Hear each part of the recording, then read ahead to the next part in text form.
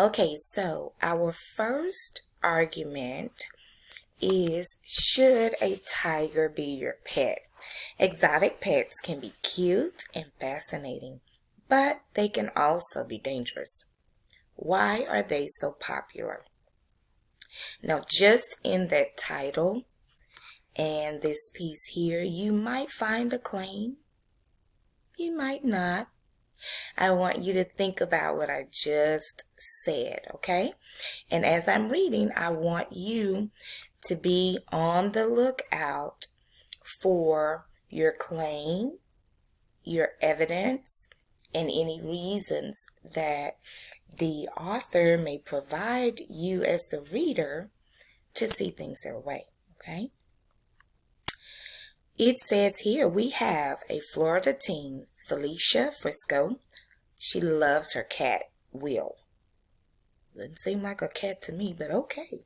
She cuddles with him, plays with him, and feeds him until his first birthday. Will slept with Felicia every night. Sounds like a typical cat, right? Not quite. For one thing, he's enormous. When fully grown, he'll weigh around 500 pounds. Will is a Bengal tiger. Here we go. Cute but deadly. Here's one of our text features. 6 in 10 Americans own some type of pet, a cat, a dog, or maybe a hamster. Such animals are domesticated, meaning that over time, their species has been bred to live among humans. So if you see right there, there's one of our context clues. Remember I said sometimes the author will provide the actual definition of a word, right? Right after it. So there's an example of that. It says, Will, however, is an exotic pet. That is, again, a wild animal. According to some estimates, as many as 18 million Americans own exotic pets, from iguanas to monkeys to kangaroos. Why would you want to own a wild animal, especially one that could eat you? Well, there are lots of reasons. Owning an exotic pet can be a way to express your personality. For some, these pets are status symbols, a way to show off. But that can backfire.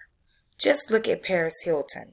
In 2005, she adopted a kinkajou, which is a small mammal native to Central and South America.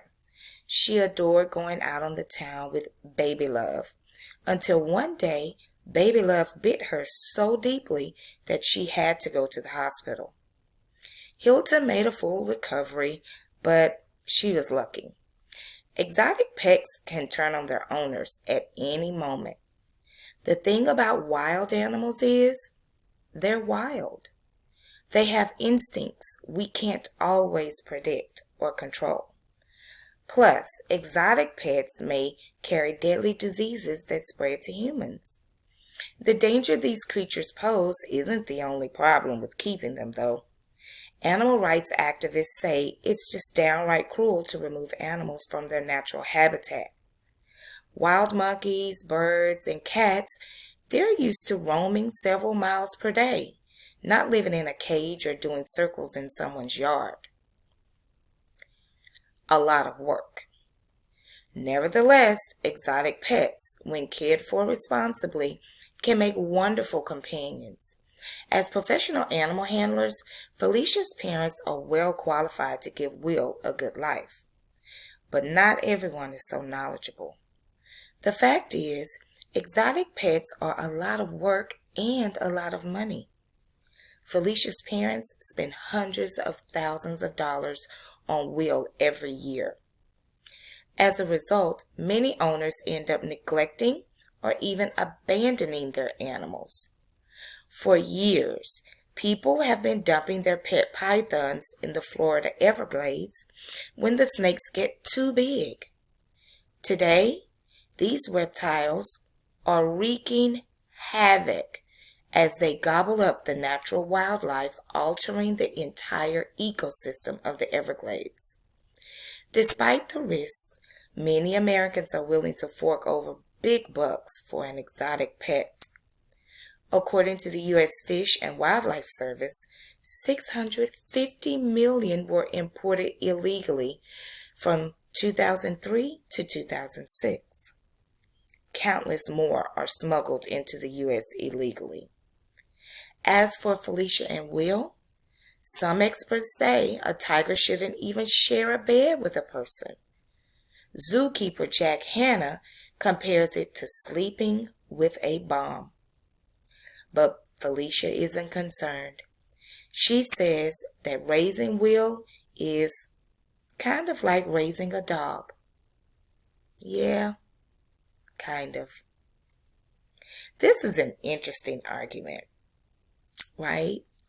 And so what we're going to do today is we are going to look at this particular section here. This is the first piece of an argument, okay?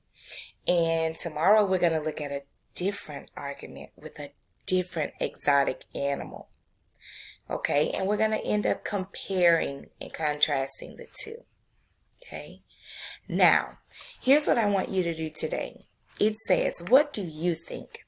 Should we own exotic pets?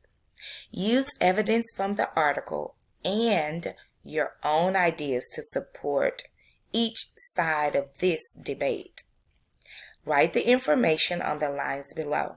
So what I would like for you to do at this time is to, in your journal, I want you to title it, again, should we own exotic pets? Okay.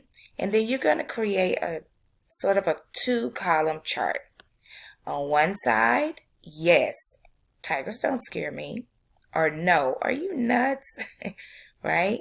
And so I want you to give at least 3 reasons for or against owning tigers as exotic pets.